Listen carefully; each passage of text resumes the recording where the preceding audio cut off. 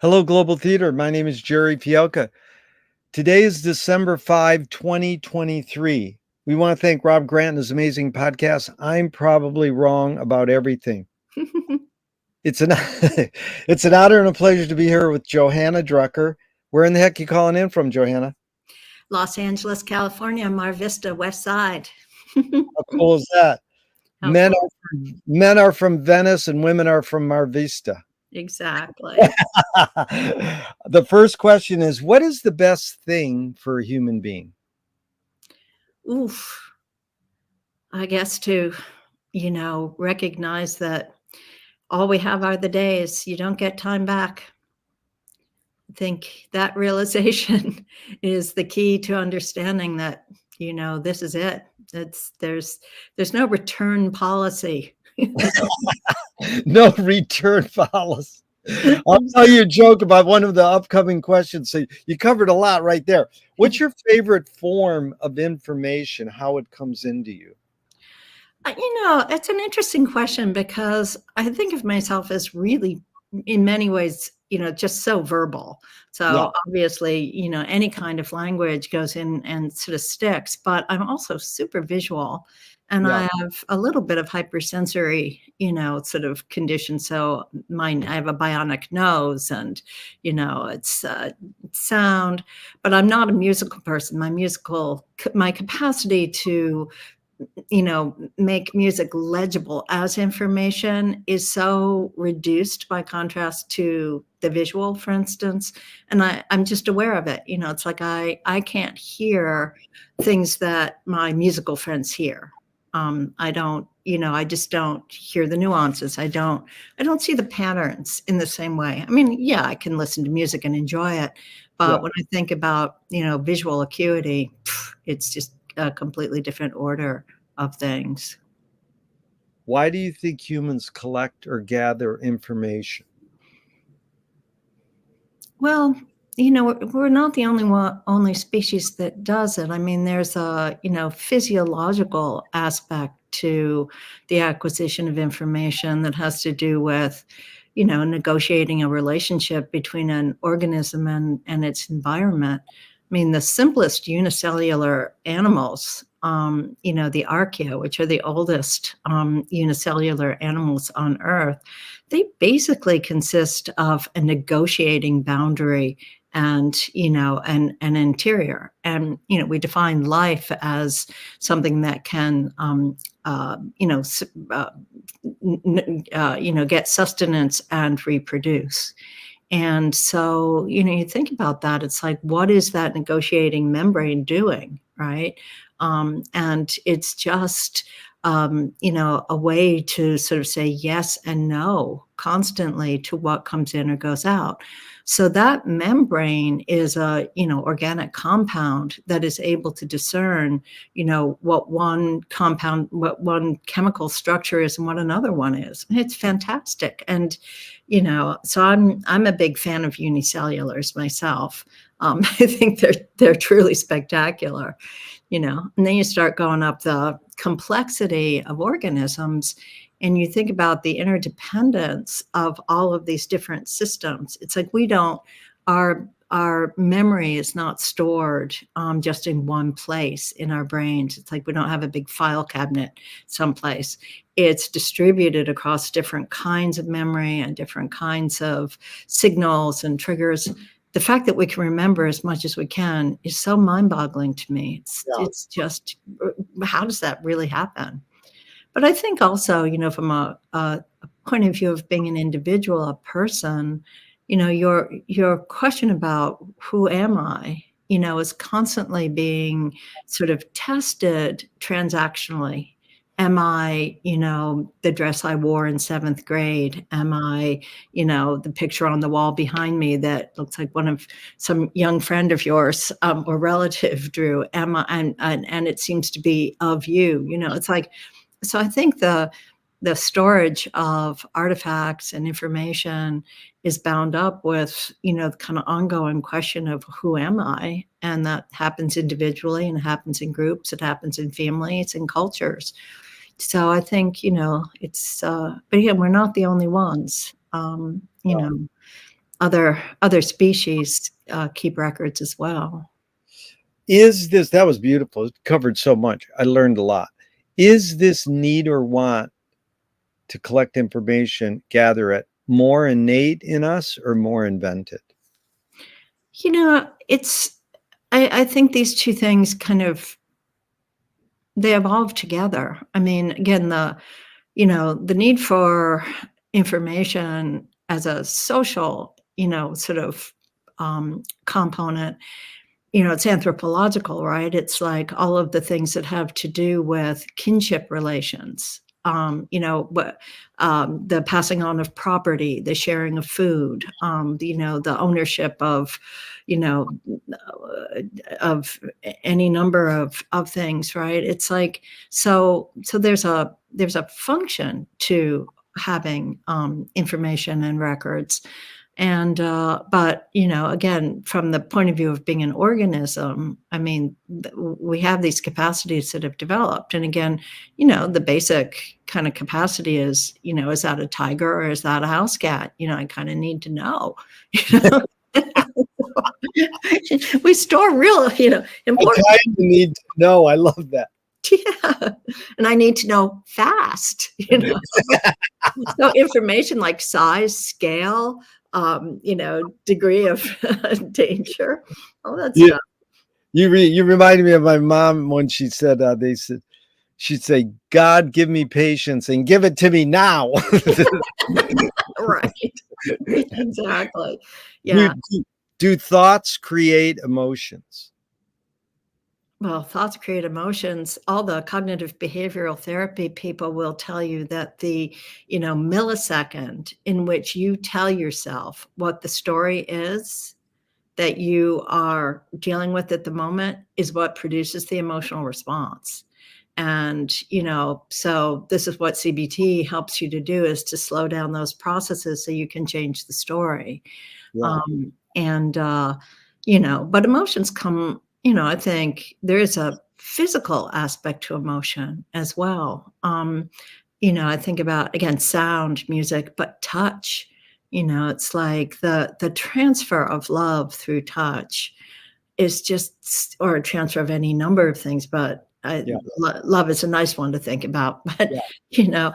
that is deeply emotional and deeply physical. And Yeah. there's no, I don't want to get into too much detail, but, when I pet my cats and hold them, it's like we're not doing language, we're not doing CBT stories, it's like Wow.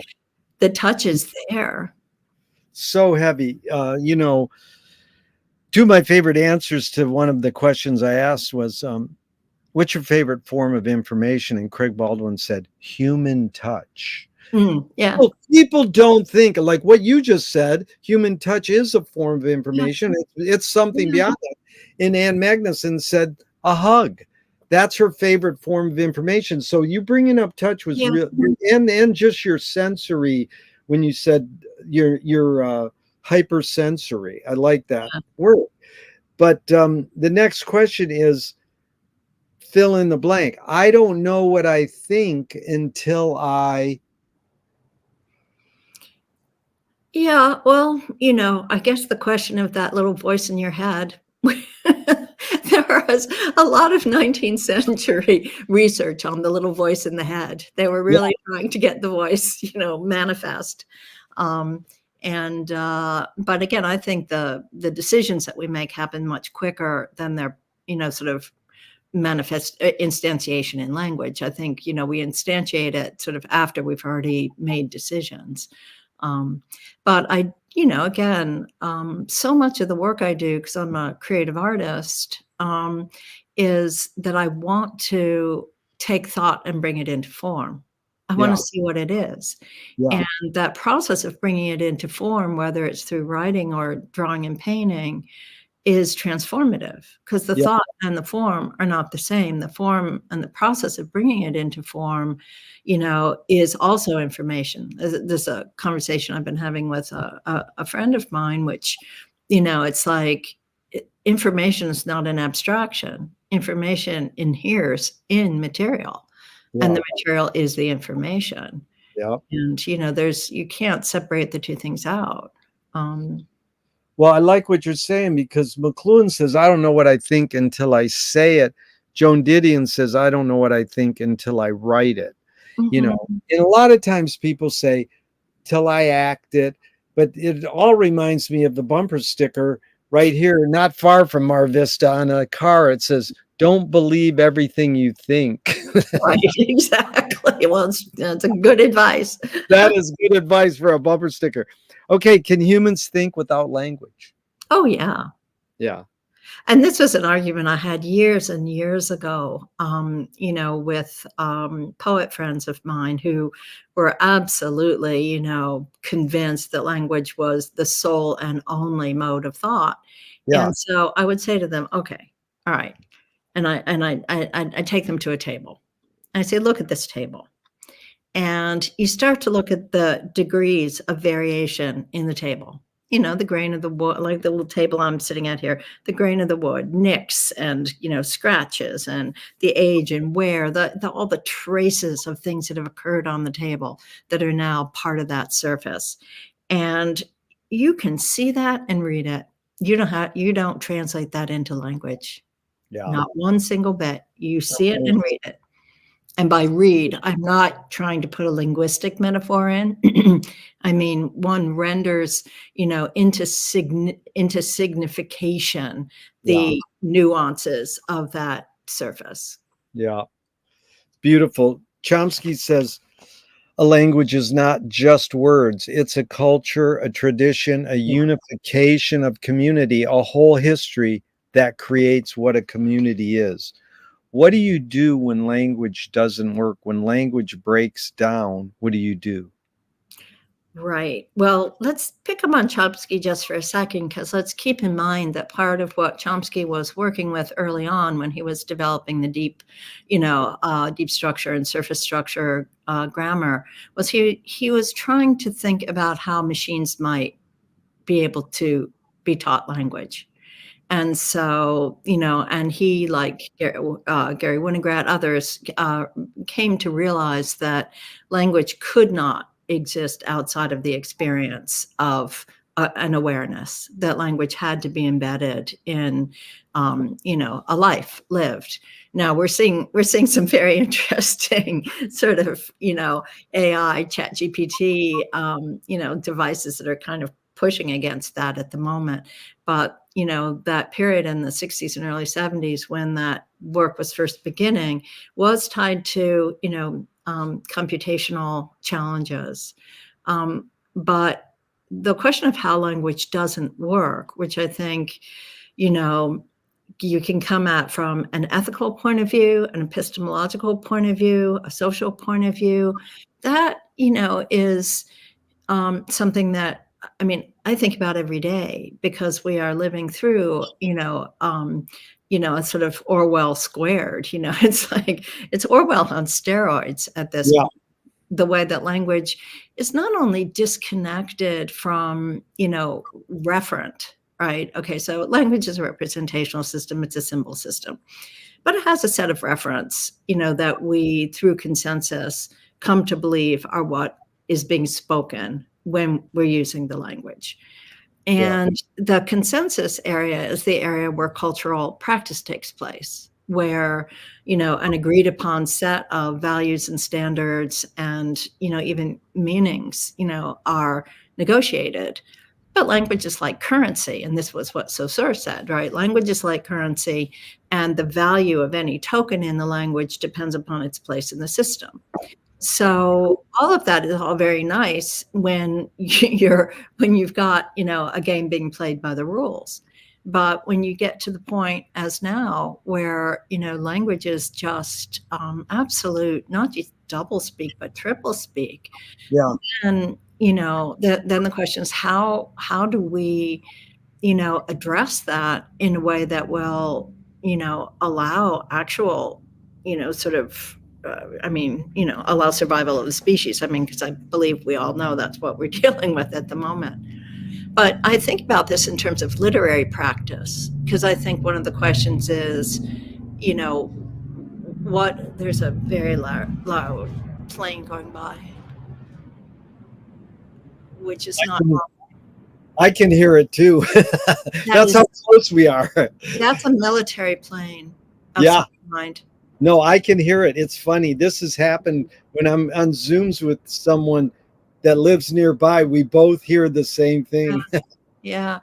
But anyway, I think about this a lot in terms of literary form, because I think the question of what form can literature take in our time to be effective?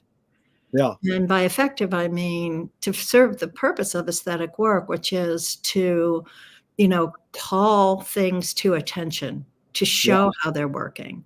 Yeah. And so, the traditional forms of literature, I mean, so we had fantasy and we had mythology and we had drama and we have history and we have poetics and we have, all these things. But in this moment, all of those things seem like, flabby arrows, like they can't shoot, right? Yeah. Yeah, there's something going on, Gerry. Yeah. That's heavy. It's like you covered a lot there. It's a lot we're going to get into. This next one's kind of a stupid question. I know it's both, but are your observations of humans in general, are we more thinking beings or more feeling beings? Oh, we're totally irrational. This idea that there's something called reason that exists in the world and that you can invoke it, that is the fantasy of the 18th century, 17th century. I mean, I'm sorry, Mr. Descartes. I love, thank you for the coordinate grid, but Descartes' notion of reason is a delusion. It's a complete Wow, delusion. that's good. I mean, and it's a problem because, as you know, in 2016, we had an election and all of these rational people were flabbergasted. And I was like, why are you flabbergasted? Yeah. The appeal to emotion Yeah. is what is always going to win out over reason. Reason doesn't stand a chance, you know? Amazing. George Lakoff was hired by Obama to help him get elected. And he said, oh, go for feelings and not for reason. Well, So George, he went for hope, and then Obama got elected and he fired him. But, I mean, look at it's amazing what you just said. Now, here's two questions you anticipated. Alan Turing asked in the 50s. One, is thinking a function of the soul? mm, yeah, these are conversations that I'm frequently involved with, and I think I don't have a soul. Okay, I'm configured energy that has a kind of sentience to it, and the configuration may endure after my material demise for some time, because configurations do. But I don't, the notion of a soul just feels like, again, this kind of belief system that I don't enter into. I don't think there's a discrete entity independent of my physical being that is a soul.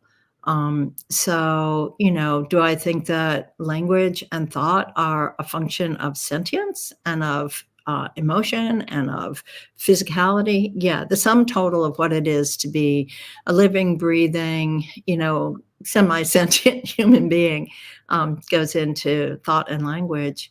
But again, so much of the kind of conversation about not just AI and computational systems, but even about, the design of the living world, the form of the living world, sort of wants to posit an intelligence that is, spiritual outside of those things. I believe in the noosphere. I'm a Teilhard de Chardin guy. Yes. Beautiful. Well, this is the second Turing question. Can machines think? Well, can humans? Very good. You win, because this series is about inventing new questions or answering a question with a question. Yeah, Yeah. So can humans think? But I heard an amazing caller on KPFK said the other day, AI is like an infant, and it's our responsibility to raise it well. that's What? right. Yeah. But, will we? I mean, we haven't raised ourselves well. Yeah. And, so again, so much of what we do is automatic. and programmatic. Yeah. Breaking the program wasn't that the project of the avant-garde? Wasn't it the project of romanticism to break the program? That's Blake. Blake wants to free you from the chains of convention. And, Jeez. you That know, is so beautiful. I love it. So here's Turing also. I just added this one. What we want is a machine that can learn from experience. So there's sort of two thoughts in that. What we want is he's saying we meaning, I mean, just your guess or your hunch, we meaning the people who invent this stuff, or we as humanity? And is it that we want a machine that can learn from experience? That two parts of that. What's your take?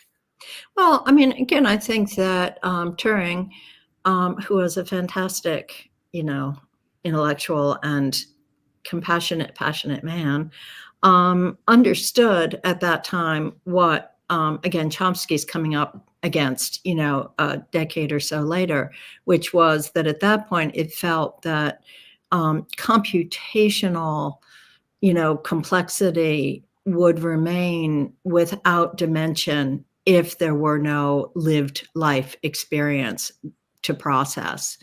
And, I actually wrote a book about this called Simulant Portrait, which I wrote in 1991. And it was supposed to be a kind of autobiography of the first simulant.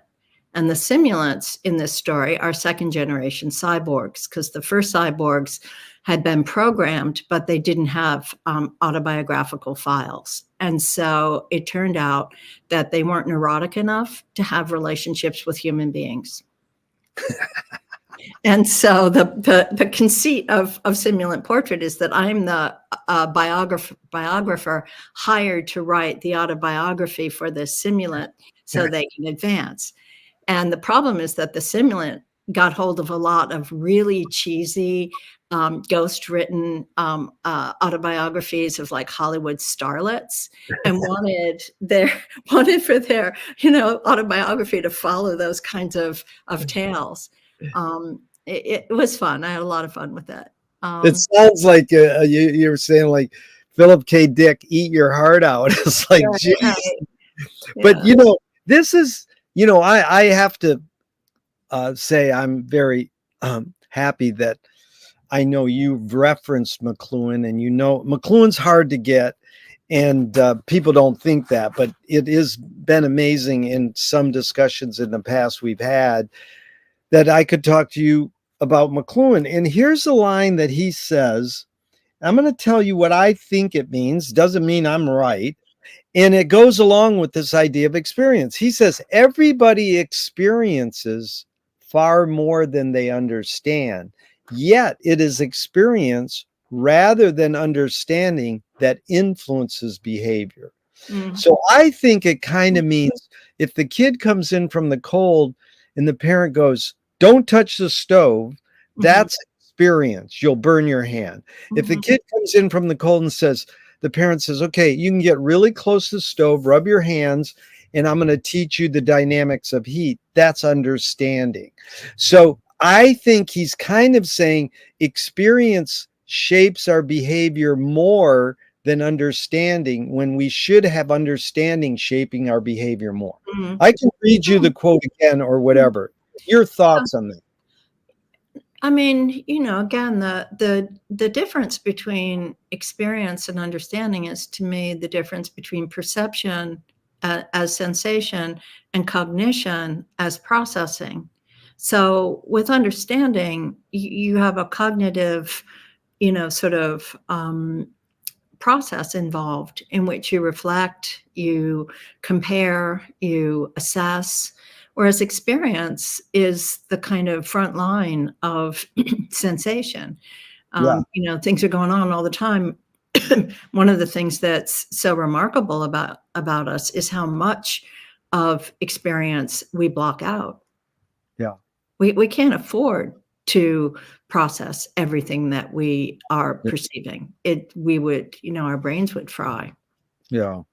if that were the case. And as you know, if you've ever been, and I can't imagine how that would have ever happened, but in an altered state, um, you know that the doors of perception fly open, as Mr. Aldous Huxley would remind us. And you know, and then you just kind of are, you know, it rushes your senses to the place where you can't possibly process that Yeah. into you know, understanding, except in, again, some kind of, you know, sort of cosmic, you know, at oneness with, you know, the overwhelming universe, which I think one can feel that, you know.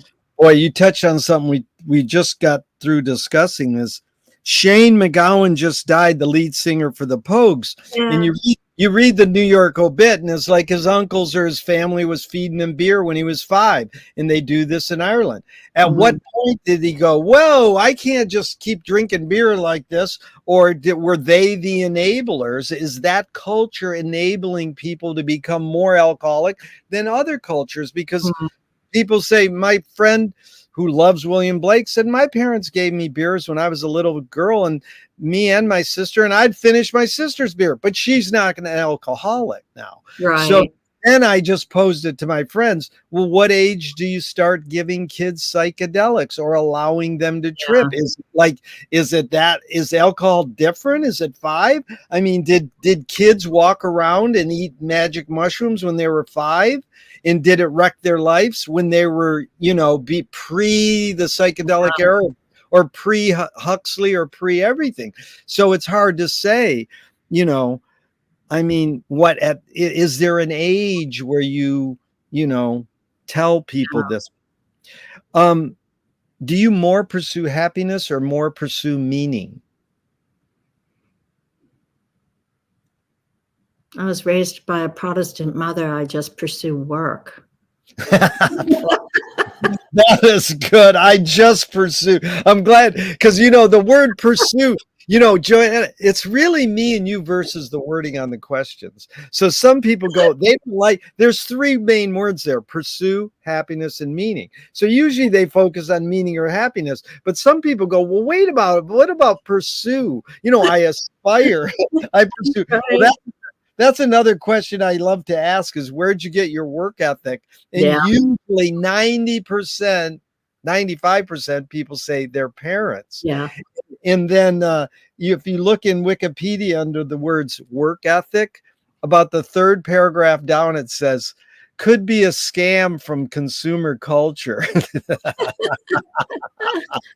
Well, you know, I think, you know, the question of work is an interesting one because, you know, Jung said this. Jung said there were two things that we needed in life, and one was love and the other was work.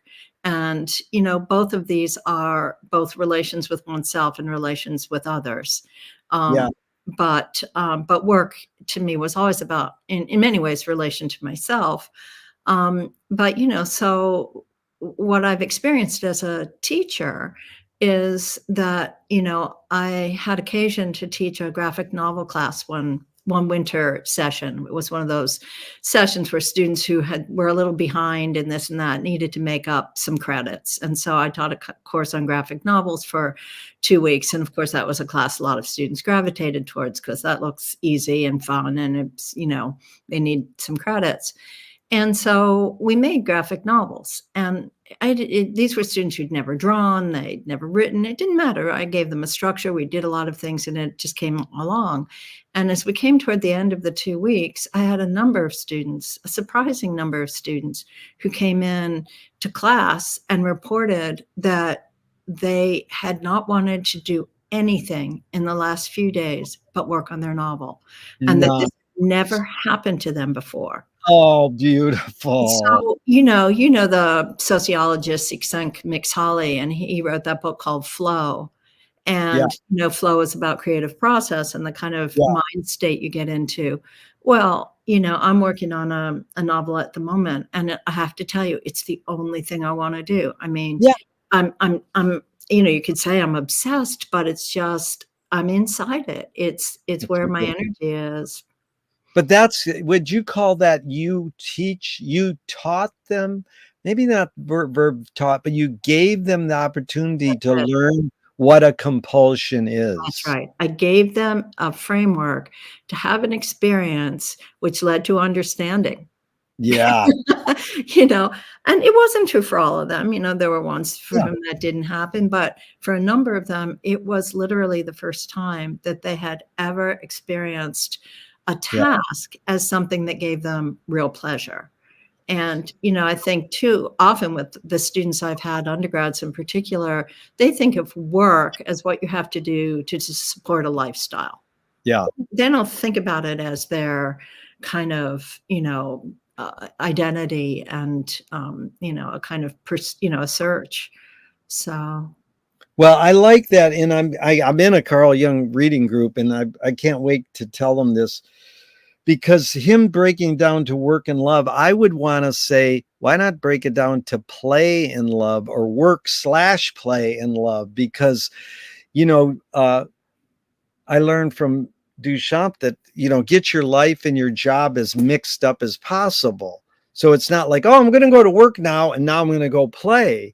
And I asked Eric McLuhan once, if you had to summarize your life in one word after the word the, like the blank, and he said, the playground. And I says, what about your dad? What would he say? And he goes, same thing, the playground, which is so huge because it's gestalt is ground and play yeah. is. But what do you think about Jung? You just saying work, was it he also incorporating play in the love side or the work side, or? I can't really address that question. I don't know. I mean, Yeah. I think play is the only, I think play and humor are the only route to enlightenment. Yeah. I'm serious. I Yeah. think they are the only route to enlightenment, and partly because play is where you have room to move. Yeah. Play is the space of perspective. It's the space of reflection, space of transformation. You know, you think about the play and the system, the play and a Yeah. gear, the play. Right? Play is everything. Irreverence. I'm a big fan of irreverence as well. But Oh God. Does the brain more detect consciousness or create it? Like, is consciousness there bubbling away and we're more so detecting it or more so creating it? I think I think it's an emergent function, but, Yeah. so I think it's created through complexity. Yeah. It's the Ouroboros, it's the ability to look back on, to get to that point of, well, Hegel's whole, there's awareness and there's self-awareness and then there's self-awareness, it keeps going up. And it's like this kind of, feedback loop, that just intensifies. Like a Mobius strip. What's faster, speed of light or speed of thought? It's an interesting question. I have friends who are very convinced that quantum tunneling occurs in the brain, and that that neurons are firing with quantum, using quantum processes, which would make them faster than the speed of light. So I think that's an area of research that's pretty interesting. It's And good. yeah. Audre Lorde, the poet, said, you can't dismantle the master's house using the master's tools. Yvonne Rainer responded, said, you can if you expose the tools. What new tool do you suggest? Irreverence. I love it. No, You it's get. serious. It's because, Oh, I'm joyous. I mean, thank you. because it's the only way to really destabilize Yeah, belief yeah, and yeah, authority and, but, it has to, I mean, I was raised in a tradition of radical humanist skepticism. That was, yeah, the Jewish side, yeah, and so, but, my mother shared it, and, yeah, it's like, it was always question, like, "Really? Why? Are you sure? Does it have to be this way?" yeah, It's like ideology 101 when I was teaching, I'd say, "You don't need to know that much to unpack ideology. The yeah, first is, the more that it looks natural, the more it's cultural, yeah, and the second question is, in whose interest is it for that to be the case and on yeah, any specific matter?"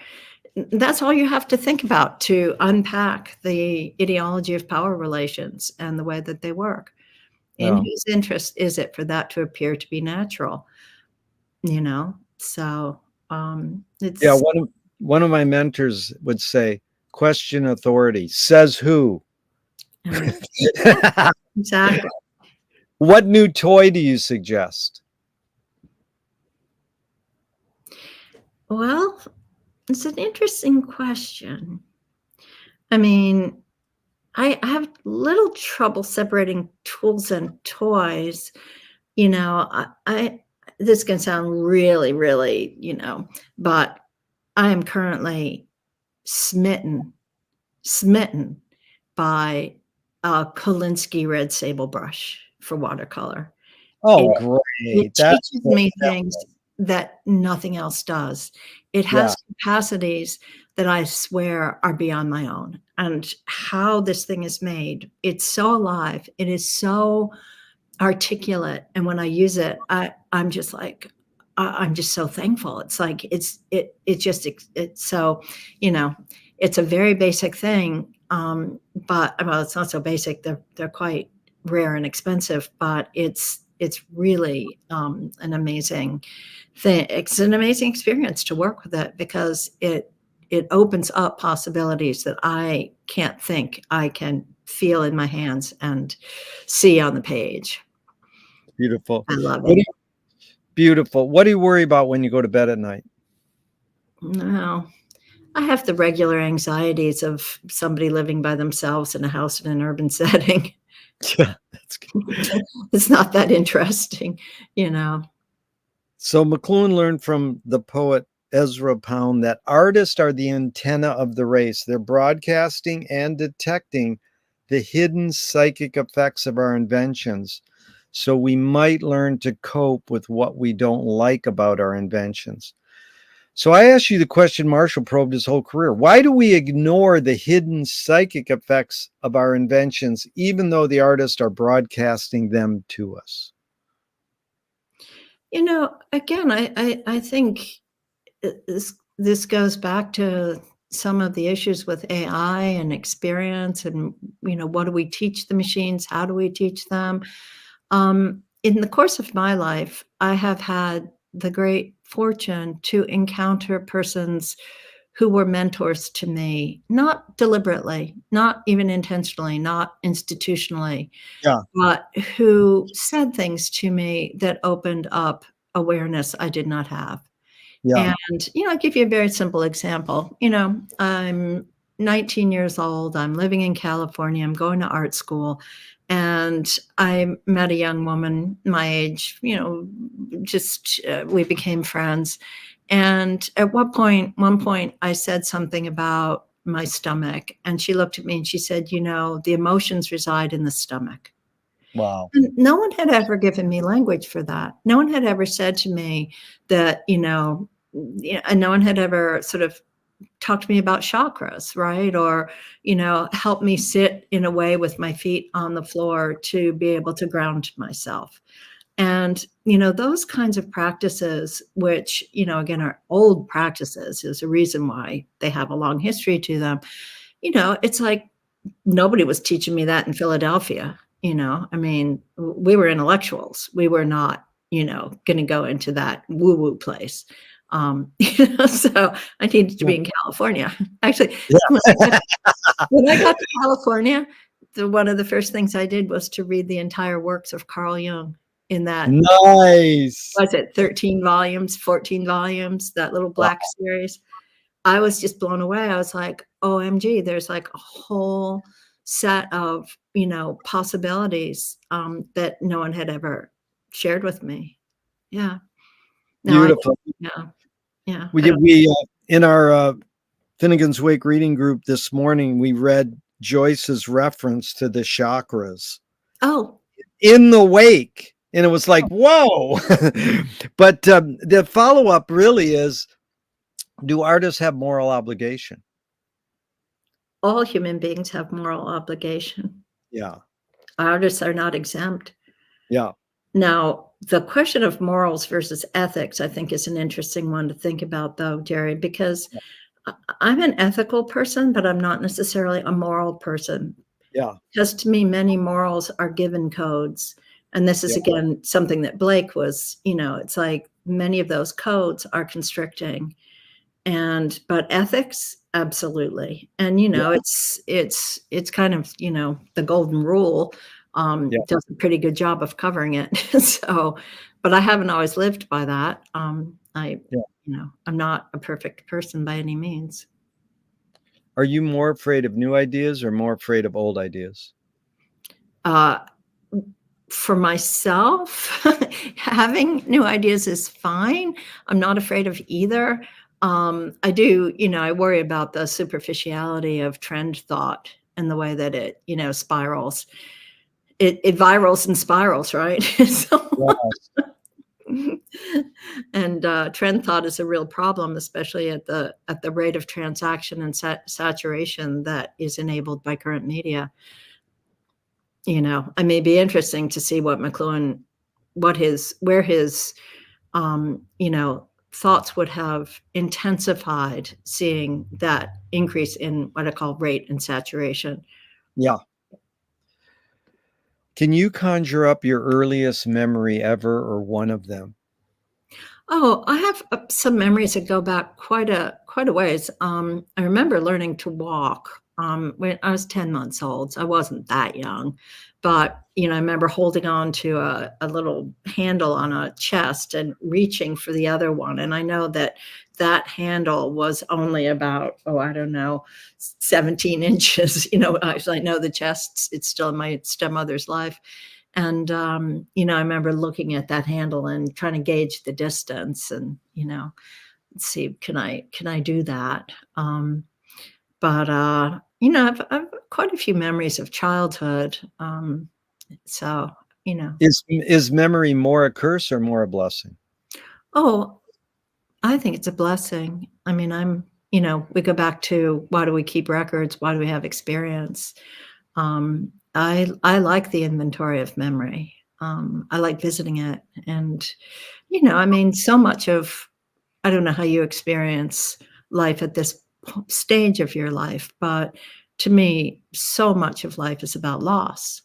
And memory is one of the ways to hold on to things that are lost. Yeah. And, you know, there's a concept of the joyful melancholic. Yeah. And apparently Byron was considered a joyful melancholic. But a melancholic, a friend of mine once said, is someone who lives between anticipation and regret. I don't so much live between anticipation and regret, but anticipation and loss. You know, yeah.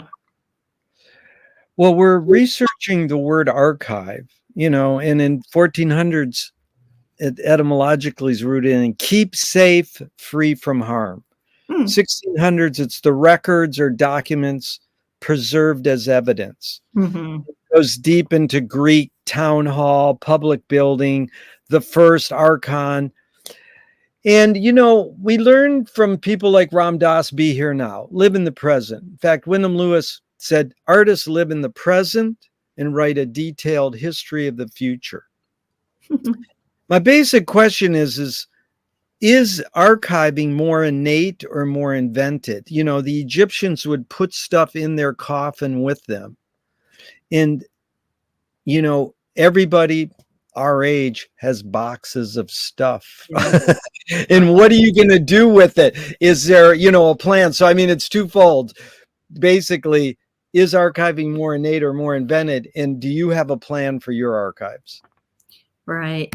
Well, when we teach it, because I taught in information studies at UCLA, and I taught a lot of archival theory, which I learned from, my colleagues. And, we talk about tangible archives, but also intangible archives. So foodways, for instance, how you teach foodways and how you teach dance and how you teach song. They're often intangible, but they're still material. And one of the tragedies of the current world is that whale pods have become so small that they don't have enough females to pass on the archival knowledge to the young. And these things are tragedies beyond anything to me. So, I think the whole business of archives brings us sort of back to where we started with records and record keeping and so forth. And many people use the term archive kind of sloppily, I mean, in the archive profession, it has very distinct kind of meanings about cultural records of institutions and so forth, but it can be more broad. Half of my archives went to Yale, to the Beinecke, all the materials for my artist books and the creative processes that went into them. I kept all my unpublished creative manuscripts. And I got rid of all of the notes and drafts and everything for academic work. It's not of interest. Nobody needs to see, the notes I took to write a paper on, immateriality of information or something. So that stuff I got rid of because I retired in July and I was emptying out my office and I needed to make space here. It felt great. It felt great to get rid of that stuff. But the unpublished creative works, of which there are quite a few, like you don't want to know, those I've kept because I want to do a project with them. I really want to go through them, write about them, figure out what I was thinking when I was writing. I have last couple of weeks ago on the 22nd of November, I posted a poem that I wrote the day that JFK was shot. Wow. So, I mean, it's interesting to, there's that little 11-year-old, sort of trying to deal with one of the first major shared traumas that I had experienced, and to understand what it meant to be individually understanding it while seeing that it was not an individual experience. And just that very notion is kind of mind-boggling for an 11-year-old, right? Yes. I knew this was not mine. This was shared. And, shared. All I can remember is this nun running in the room and going, "Everybody put their head on the desk. Kennedy was shot." It was like we all had to put our heads down. It was like, what's going? It was an amazing physical action that I'll remember. That we were. Yeah. So tell me someone within your immediate family, just briefly, and then outside your immediate family, who had an impact on you, kind of like a role model, and what specifically was that impact? Well, I feel so lucky to have had the parents I had. Again, my mother was an iconoclast by disposition, very intellectually, searching and aware. She wanted me to be a scientist. We had a saltwater aquarium. We had little microscopes side by side. She had me do, observations and drawings and science stuff. But my father was a cartoonist and an artist and a very visionary man. I mean, he liked to talk about space travel and other dimensions and, the kind of, in our family, the Marx Brothers and Karl Marx, Sigmund Freud, and not Morton Feldman, young Frankenstein. These people were the heroes. It's like so humor.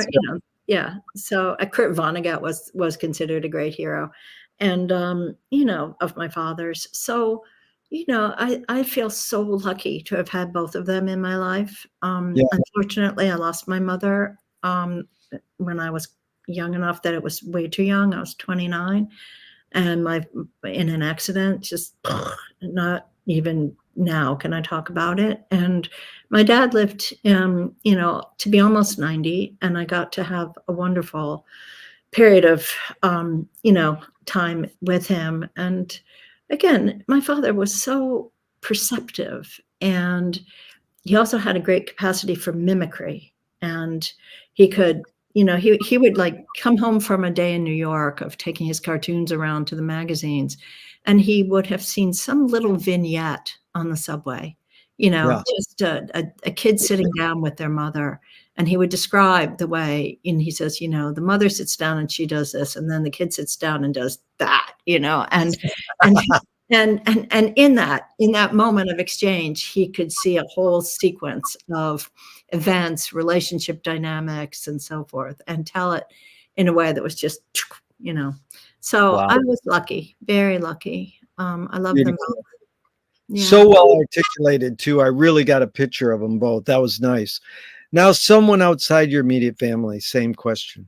Oof, again, I've been lucky in my life in terms of mentors. I would have to say that the woman who taught me letterpress printing, Betsy Davids, who ran the creative writing classes at the California College of Arts and Crafts, and then became a letterpress printer, and then introduced me to letterpress printing and helped me on that path. First of all, she looked like, she looked right out of a Botticelli painting. She looked like Primavera, and this was 1970 and 71. And she had, the hair and the beauty and the lightness to her. And she's still a good friend.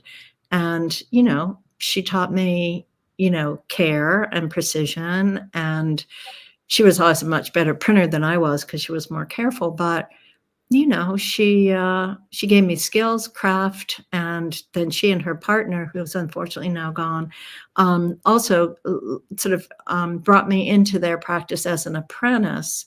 And I ended up working with them and then performing with them. We went traveling doing performances in the mid-70s. And they taught me the business of being an artist. I mean, I just was so, so lucky. They taught me a lot about life as well, so that was extremely fortunate. Yeah. But again, I've been lucky. I've had other figures, mentor figures, some not so kind, I've had some people who were, unkind. But that teaches you something too, you Yep. know, Did your parents raise you a particular religion? radical skeptical humanism. Oh, that is good. Do you pray? Do you know what kind of prayer you do with radical skeptical humanism? What? Lenny Bruce routines? I once got a Lenny Bruce Award for stand-up poetry. Nice. Um, if God exists, what would you like God to say to you after you die? No, since I don't believe, it's sort of a moot question. My big fear is that, it will turn out that the afterlife does exist and it's been designed by all the people who believed. So it will look like a really bad convention center in a Midwestern town with a lot of, pink and champagne carpets and artificial food and piped in music. And, it'll be hell, so. You know, one of my favorite jokes, and it can apply to hell or heaven. The guy gets to hell and he's standing there and the devil's standing there and he can peek in. He says, "You have Wi-Fi in the entire Criterion Channel collection in hell?" And he go, "That's all we have." So it's the same. You get to heaven and you I peek in, know. you go, "Wow, you've got Zoom in heaven?" They go, "Yeah, that's all we got." Yeah. No, I'm afraid, I'm, again, it's all my old hippie consciousness, but I'm perfectly happy to imagine dissipating and becoming part of the energy of the universe. That seems Yeah. very, very peaceful to me as Yeah. you know, yeah, the dissipation of the spirit. That's Paul Krasner say, "I only believe in reincarnation in one of my past lives." Right, right. Um, No. do evil people exist, or does evil use people as a vehicle? You know, I don't believe in evil per se. I do think that there are human beings who are so damaged by whatever chemistry, experience, trauma, abuse that they can't get put right, Yeah. and they do things that are way beyond, you know. So, um, Well, yeah, how do you advise someone to deal with an enemy? It's really, to follow up on this. I'll set it up with a few modern thinkers. Alan Watts says, if you acknowledge your enemy, you empower them. yeah, Coppola stole from the mob and the samurais, keep your friends close and your enemies closer. Right. JFK said, forgive your enemy, but don't forget their name. And Fellini says, I need an enemy. So it's a lot of thoughts. The basic Yeah. question is, how do you advise someone to deal with an enemy? But first, how would you respond to Alan Watts? If you acknowledge your enemy, you empower them. Yeah, well, I think that's, basic, whatever, not Tao, but, or, it's like if you engage, you will give energy to your Yeah, enemy. So, neutralizing an enemy, putting them into, some kind of neutralized space is very difficult because, again, our emotions hook us in. I'm Old Testament, I believe in vengeance, and I have sometimes indulged in it. There's that Chinese proverb too. It's like, wait long enough, live long enough, and the bodies of your enemies will all float by you down the river. oh, wow. I've never heard that one. Yeah, That's you should add that one in. It's a good one. live long enough and the bodies will float down. Bodies Yeah. of your enemies will float by. But there's different kinds of enemies. I mean, there are enemies who are interested in destroying you, and so you have to figure out some way to protect yourself. Yeah. And there's enemies who are, sort of people who are in the way of something, and there are enemies who are, I mean, I have been the object of real concerted efforts by individuals to destroy me, destroy my career, destroy my credibility at different points. Not that many, I would say 2 for sure, maybe 3. But, success is the best revenge, right? I mean, you have to, and this is where Watts is right. It's like, take your energy back. Take your energy back for yourself, Yeah. and use it elsewhere. Because if you engage, you're lost. Yeah. Well, here's Nassim Taleb. Games were created to give non-heroes the illusion of winning. In real life, we don't know who wins or loses, but we can tell who a hero is. Then my friend said, well, villains don't think they're bad. They want control. Heroes want freedom. And Gregory Bateson says, if the criminal gets caught, does he go, whoa, my criminal skills weren't up to snuff that day? Or does he go, wow, I did something morally or socially wrong? So again, it's a lot of prompts. You can go wherever you want, but the basic question is, does punishment work? Well, again, I think it depends on what the punishment is and what the moment is. It's like we go back to, how do you raise AI? How do you raise a child? So if you never give people a sense that they are accountable for their actions, or that there are consequences for certain kinds of actions, then how will a child learn that? So, it's like, if the child, does something, that's negative, bad behavior, then you need to instruct the child about not doing that, right? So Yeah. how do you do that? Well, there's verbal reprimand, and there's, the timeout system that is, new parenting, which is now old parenting. I didn't get hit because I was a goody goody, so there's that problem, right? I was too good. So I wasn't punished, which, there's a whole, you know, psychological profile there, which is, its own thing. But, it's like, going back to the evil issue, I think one of the one of the issues that's really terrifying, and this is, really Hannah Arendt's work, right, is the banality of evil, the Yeah. capacity of ordinary persons to enter into behaviors that are, reprehensible beyond belief. And we know that prisoner and guard experiment that was carried on, I think it was at Harvard, it's a very famous experiment, and I can't remember the man's name who designed it. But, they actually had to stop the experiment after several days because the students were acting with such brutality that they called it off. Wow. That experiment. The way it was structured was that the guards, the students were divided into guards and prisoners, and their names were taken away. They were Yeah. only to call guard and prisoner.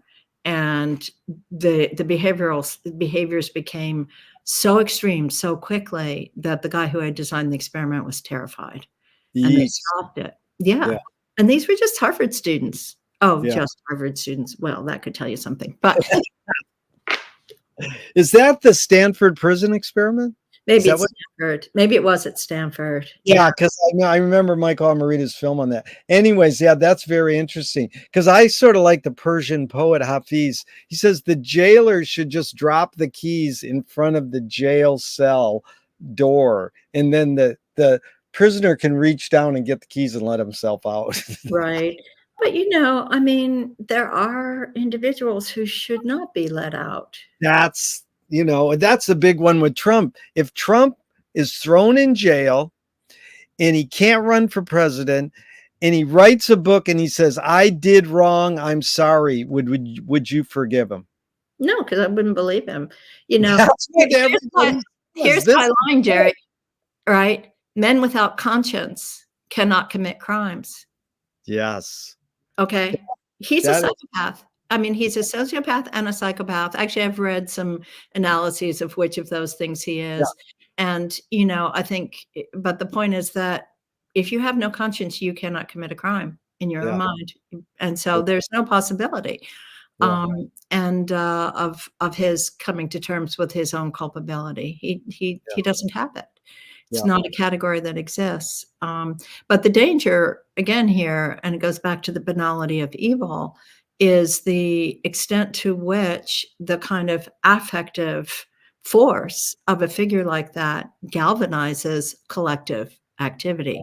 And yeah, we saw it with every fascist. You see it with Mussolini, you see it with Trump, you see it with Hitler, you see it with Stalin, you see it with Mao. I mean, the scale at which yeah, these figures are able to create an aggregate mind to support them is what's terrifying. yeah. James Joyce was the first projectionist in Dublin over 100 years ago. He basically checked out. He said, this is stupid. Why should I go inside a building and see a movie of a tree when I can go outside and see a real tree? Years later, Faulkner said, sometimes the best fiction can be more true than journalism. Why do we have to recreate things in order to get them? Why do we have to go to a theatrical play of people acting out life? Why don't we just live life? I used to tell my students when I was teaching in New York, I taught art history when I was there. I said, you don't go to the museum for sensory experience, you go for sensory deprivation experience. That's good. Because what the museum does is it allows you to focus on something. And again, Yeah, it goes back to things we were talking about earlier. How do you call something to attention?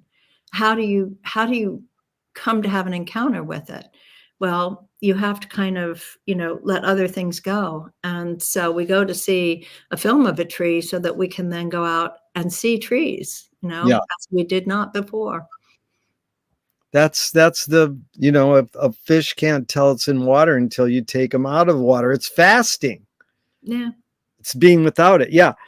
So you know, you do so many things and it's really exciting, looking into your books and videos. And I love David Bolton in 2003. He said, you're a teacher, a scientist, an artist, a technologist, and a poet.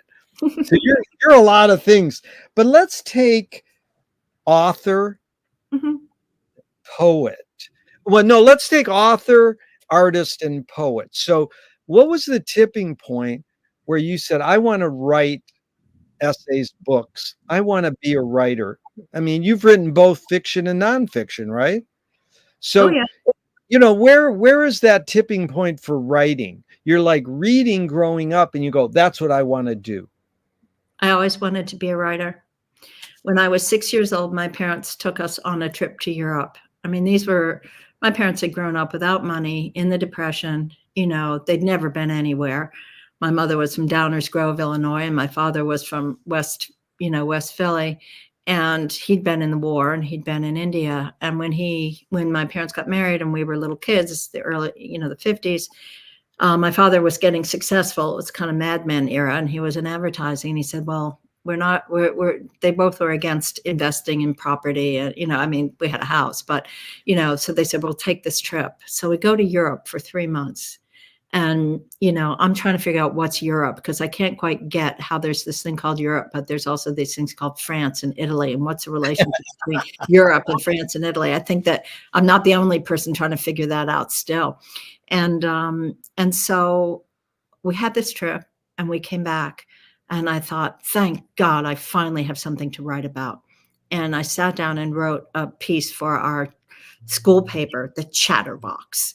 And, so I've always been a writer. I mean, I started writing novels when I was 12, and I still have them. One is 400 pages, little pages, but 400 pages. Yeah. And, so for me, writing was, essential. It was the way to transform experience into form. And it was the way to hold on to the ephemerality of life. And I did drawings too when I was a kid, but that wasn't my strong suit. I was really writing. And I didn't start doing, research-based academic writing until, my late 20s. And that came as part of the experience I had working at the Oakland Museum and finding this amazing little trapezoidal, journal that had been printed in 1896. And like, what is this? It's part of Bay Area literary history. And then I began to study the history of the book and history of literature. And then I went to grad school and realized that academic writing had a whole other set of constraints on it, that every sentence I wrote, I had to actually be able to validate with resources, references, information. And that was quite a revelation. So I have a lot of different voices, a lot of different modes. I've done lots of experimental poetry work, visual poetry work, straight ahead, sort of fiction stuff, so I just, I guess I feel like someone, who has a repertoire of modalities that it's like having a wardrobe, it's like you got running shoes and you got, hiking boots. So, but writing is really almost too easy for me, because let's stay on writing for a second before we go into art books and concrete poetry and these other pursuits. Educator. A screenwriting teacher told me great art is when you can clearly see the intention of the maker. Kubrick says the opposite. Great art is when you can clearly not see the intention of the maker. What role does intention play when you're writing, let's say, fiction? In your creative process, what role does intention play? I think intention is sort of for me like motivation. But, again, having taught literature as well, the intentional fallacy is, one of the things that you have to, disabuse students of. It's like you can't get the writer's intention. You have no idea. All you have is a manifest form in front of you. You have an instantiation. And so work with it. See what see how it works. But, as a writer, of course, one has intentions to, do this, do that, and certainly, but if it doesn't show in the form, it's all in the form, it's all in the manifestation. We can't conjure intention, I don't think. And well, Duchamp said there's no art without an audience. How much are you thinking of your reader when you're writing fiction?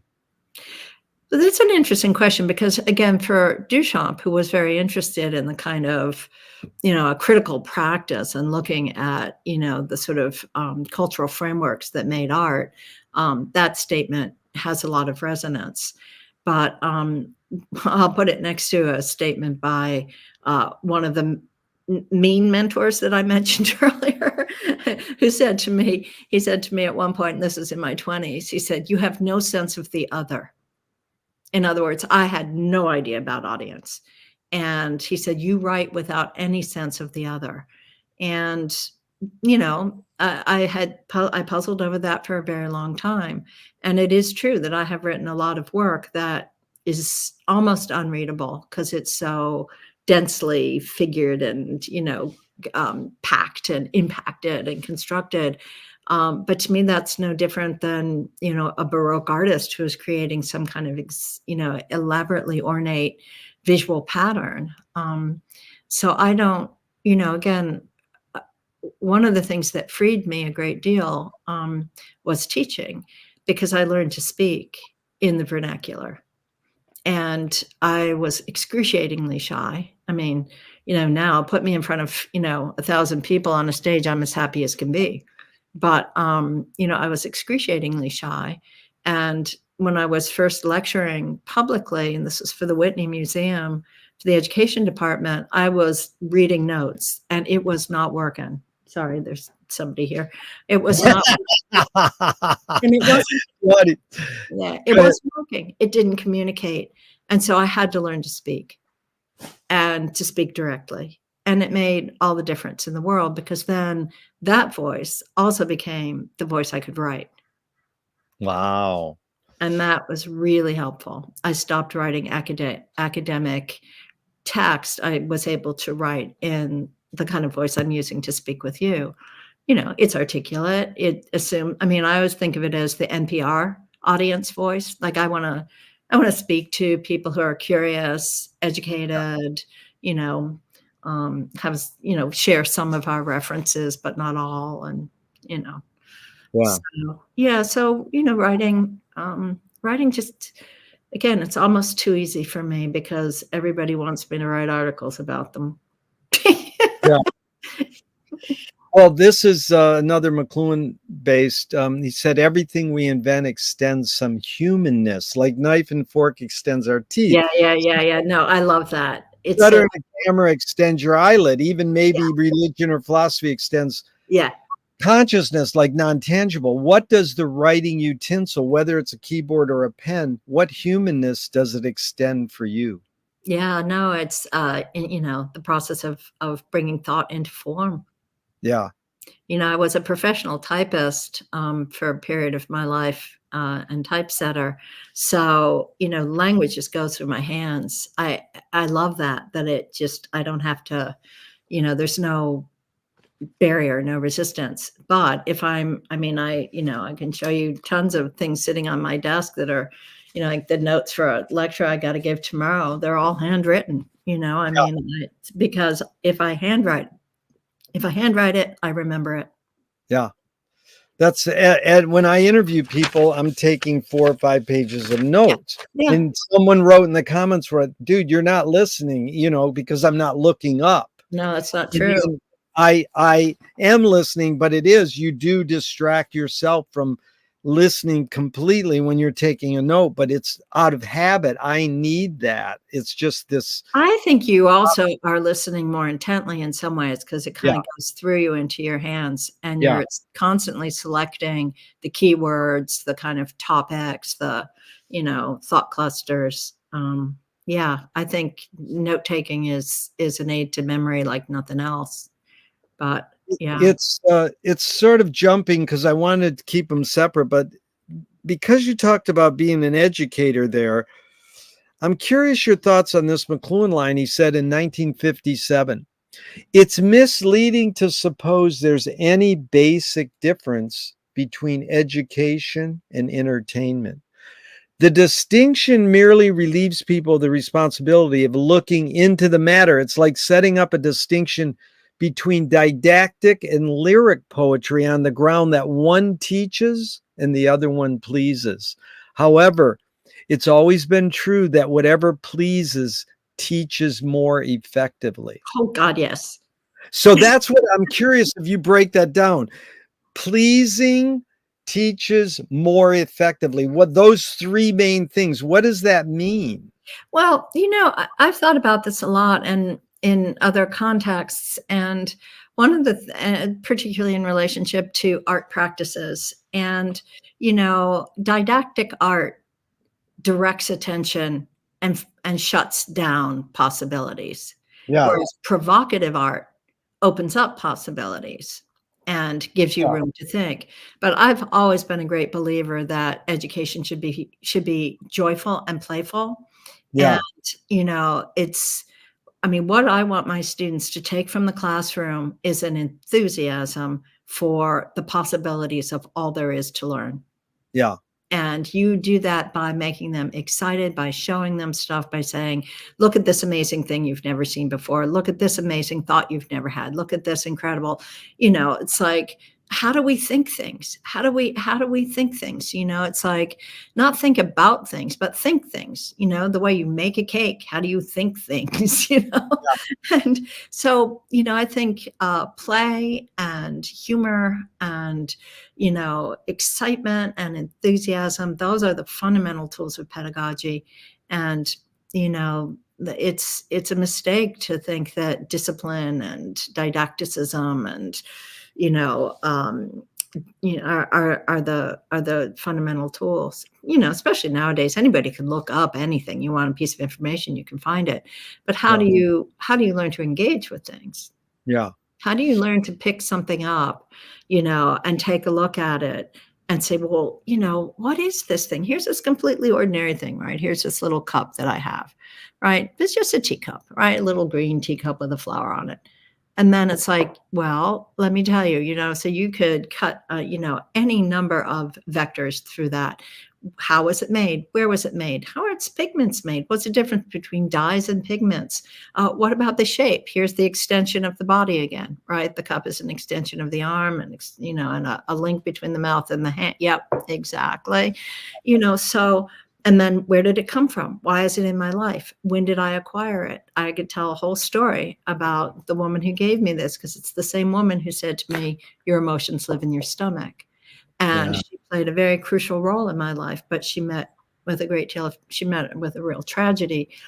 And, so it's like, there's so many things, right? So it's like, what is this thing? So, I would teach this class called Artifacts and Cultures, and the students had to do an exhibit at the end of the quarter, and they had to pick one thing they thought was absolutely exemplary of this moment, right? It's like, we're making a collective time capsule. Pick one thing, and then I would have them write 6 different captions for it. I'd say, write a caption as if this is in a science museum, a caption as if it's in a history museum, a caption as if it's in an art museum, a caption as, it's like 6 different captions. And it was fun, right? They had fun. But they learned a huge amount because they had to, encounter all kinds of different information systems and sources and ways of speaking. And so I love teaching, as far as that goes. I'm not sorry not to be teaching now, because I got a lot of other things I want to do. But I was a good teacher, and students really responded. And because, empathy is also really important, and compassion. But the other thing is, I have a really good memory for names and faces. So I would learn all their names, like the first day or the second day. And that active recognition is huge. Huge. Come into a classroom and have your teacher say, hey, Gerry, it's good to see you. How was your week? Yeah. Whereas most of my colleagues don't bother to ever learn their names. Yeah. Not even if they're advisees. It's like. But this is a key thing, Johanna. I'm curious on, how did you learn how to teach? Did they teach you, or once you decide to be an educator, you had to learn that on your own? You already talked a little about this process of reading your notes and then, presenting them as an actor. And most people who are educators, and I speak with a lot of them, they go, nope, you're not taught how to teach. You're taught what to teach, or you have the credentials on the special, your special field. But why isn't that part of the presentation, part of being educator? Well, some of us do. I mean, I certainly, worked with students to teach them some teaching. And, and even teaching them public speaking, so, but, it's stupid that we don't do it more systematically. But, you learn by watching good teachers. You think, well, what's that person doing that's working so well, and why and how? And, so, teaching should be a conversation. There should be space. Someone to move into, to come Yeah. forward, to respond, you know? Yeah. I mean, there's a time and a place for a lecture, but, it doesn't that's and I mean, again, I'm a good lecturer, and, there are people whose lectures I would go to, and I could, like, remember it all, because they were so organized and so vivid. But so no, teaching, yeah, we need to teach teaching more effectively, I agree. Yeah. What's the function of poetry? To make noise. Oh, I like that. To make noise. Well, here's I love Gary Snyder said, my task as a poet entails the work of seeing the world without language, then putting that seeing into language. Sure. No, Yeah. that's the craft of poetry, for Yeah. sure. Yeah. But this is Leo Bersani. He just passed. When he studied Mallarmé, he said the very crises which threatens the writing of poetry sustains poetic composition. Now, there's a couple words in there we could debate, but I'm just curious your take on that. I'm always trying to figure out what that means. Yeah, I don't know what Bersani had in mind with that. I'm not sure what the crisis is that he's identifying, you Like, know? but I would say, is it like when you sit down, it's you versus a blank page, and you're like, oh, or not versus, but you and a blank page. So he calls it a crisis. One person might call it a challenge. Does that then threatens a little word? Does that sustain the writing? Yeah, I think it depends on the person. That sounds to be more like Bersani describing Bersani than, And it does Mallarmé, yeah. Yeah, because, I mean, look, Mallarmé was such an incredible thinker and so reflective. I don't feel the blank page as an issue. I don't have that existential issue. Yeah. But some people do. And, I think, you got to get on with it, roll up your sleeves and get to work. Once you're working with something, then all you have to do is start. Get started, make something, and then you can build on it. Yeah. So, it's, yeah. I spoke with Michael Apted about 40 years ago, and I asked him, why do rock video editors feel so obliged to edit fast? Most people don't know Abel Gance invented rapid montage in 1922, but it flourished in the 80s with MTV to the point where Marty Scorsese says, I cut my films faster because of MTV. So Michael Apted said, because we've learned to take in information faster. Yeah. And my question is, and it's asked with a bias, can we literally learn to take in information faster, or are we just brainwashed to believe we can? No, I do think, again, we've gotten used to the conventions of film editing and cutting in ways that they were so novel when they first appeared. I mean, there were, cutting and lots of cuts and edits and, cross scene kind of cutting and so forth in novels. But in general, if you look at 19th century novels, they have a kind of, fairly predictable linear development to them. There's not that much cross-cutting. There's some famous scenes in Madame Bovary where there's some cross-cutting. So I think that the medium of film, had capacities. I'm actually busy here. Sorry, that's my What's your cat's name? That's Cleo. Her Cleo. It's almost their dinner time, so they're prowling around. Yeah. So yeah, I think we do get used to conventions. We get used to, I mean, there's a perceptual threshold, certain number of milliseconds, but it's real low. I mean, the amount of time you need to register something is quite short. So well, is it literally possible for humans to multitask? I wonder. That's a great question. I'm not sure. I mean, it depends what you mean by multitask. Can I listen to something and do some mending? I think I can. But, somebody was telling me about a memory experiment that a friend's child had designed. They're studying psych or something. And it was to listen to a piece of music and listen to a series of words at the same time, or read a series of words and then be asked to remember the words. Well, that's a cognitive overload, and it's asking you to do two very different specialized tasks at the same time. And so I think we can do a motor task and a mental task. I mean, you can ride a bike and, read a book or watch a film. Um, I can be on a run and be working on a problem. Yeah. So is that multitasking? Um, Yeah. you know, uh, it's It's a good. good question. It is. It's always, what was the motive of the cave artist? Your guess, your hunch. Oh, it's so interesting. I did a tour of the caves a few years ago with a friend that's really interested in that work. And as an anthropologist, I listened to at one point said, "We will never know what they were doing. We don't know why they were in the caves." But, there's the sheer pleasure of making an image. That's great. I love that. And, I also think there was a certain amount of hanging out going on. "Hey, let's go in the caves this afternoon." "I got nothing much going on. Let's go, inhale some, you know." Yeah, one guy said, or person said, what was the motive of the cave artist? Says to keep people in the cave. Like Well, not just hang out, but like come on over and look at yeah, my. but I do think the sheer pleasure of making images cannot be discounted.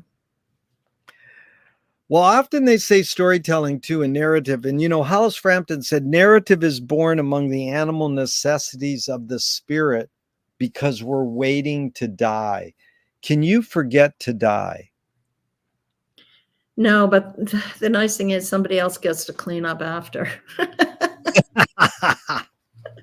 Yeah, I used to worry about it. I used to think, "Oh my god, what about this, and what about this, and what about that?" Yeah, And then I realized, guess what? It's not your problem. not your problem. That's good. What's more important, conviction or compromise? Depends on the circumstances, you know Yeah, that, you know? yeah, So, sometimes conviction is necessary to get compromise.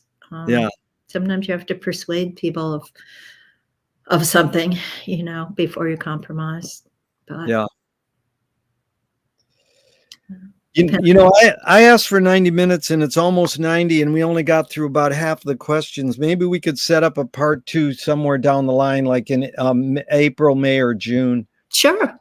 That would work.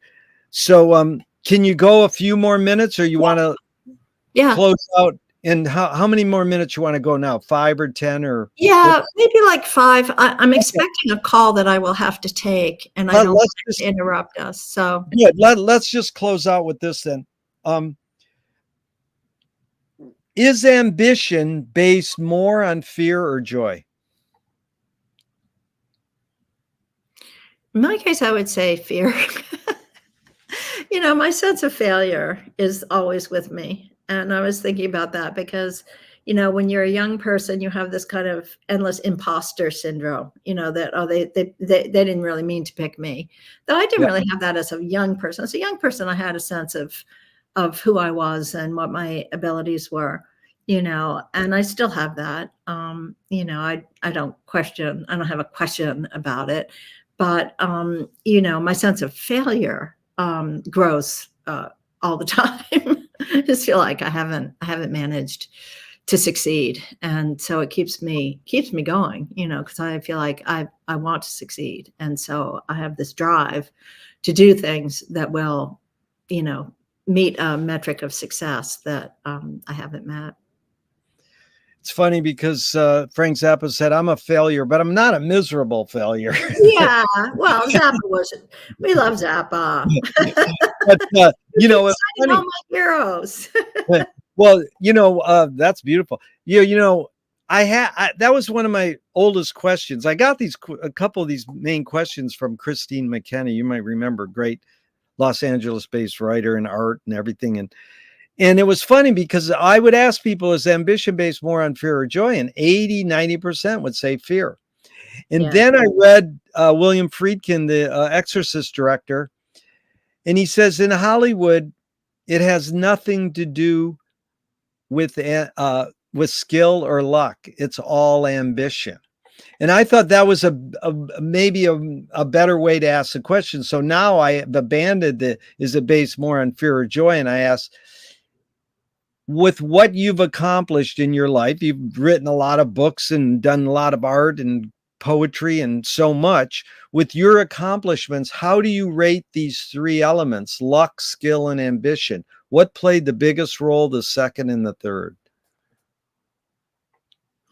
Well, I had the great good luck of being born in certain circumstances, which again, we do not choose, but to be born in the 1950s in the kind of intellectual, household that I grew up in, we didn't have money, but we had ideas. Yeah. That was great, good fortune. It's like I wasn't born, in the 1600s in a hovel. I wasn't born, I mean, it's, how does that work? Like, I don't know, so that was luck. And then, my drive was always there. So it pushed me to acquire skill. Yeah.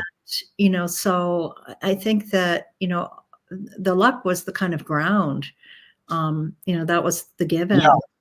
It's like when you read people's poems, I used to do poem reading, it's one of those things.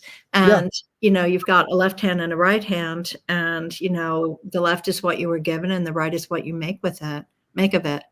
Yeah. And so, it's sort of like you're given certain things, and and then you have a choice about what you do with it. I really do believe that. I know it's very popular nowadays to not believe in free will. What's that Stanford professor Yeah. called, determined or something. Yeah. But I don't believe that. I think we have will and capacity for choice at every instant, Yeah. within constraints. I cannot will myself to levitate. Yeah. It's not going to happen. Well, But yes, you can. In your dream, you could. In a daydream, you can. right. So again, it's like you said, it depends on the On the circumstance. circumstances and the constraints in play. But yeah, so, but yeah, it's a combination of all those things. Yeah.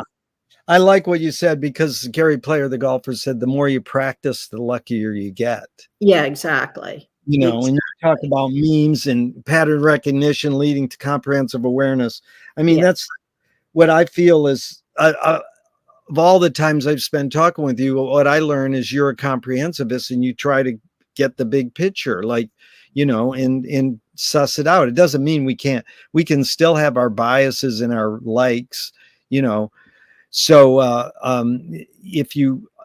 think Marshall said it so well, understanding is not having a point of view. It's like being able to have suspended judgment and see the bigger picture, and suss out what's going on. Yeah, well, there's always a lot going on, and we're always selectively, taking what we are disposed to take in any situation or circumstance. And there's available any number of options in any circumstance. And again, one of my first sweethearts was a musician, a pianist, and we would go out to a restaurant together, and we would come back and he would give me a report, and it was all about everything he had heard, and I would give him a report, and it was all about everything I had seen. And it was just so striking, Yeah. because he couldn't not hear and I couldn't not see. Oh my God. No, Wow. it was great. Right. That's sense ratio shifting at a great like relationship level. Yeah. You know, And it wasn't a conflict for us or anything. yeah. It's just that it was so clear that of the rich sensory, sort of possibilities in any circumstance, each of us had a disposition towards, selecting certain channels of input. And that's really striking. Wow, Johanna, this has been so special for me, and I really appreciate the Oh, for time. me too. This is great, Gerry. Thank you. I You're can't so wait. kind. I can't wait to schedule part two, maybe May or June, and And even though I'm going to hit the end broadcast button, I hope this never ends and we can keep talking forever and ever. You are so sweet. This was a real treat. Okay. Be in touch. I'm going to leave the studio. Thank you. Okay.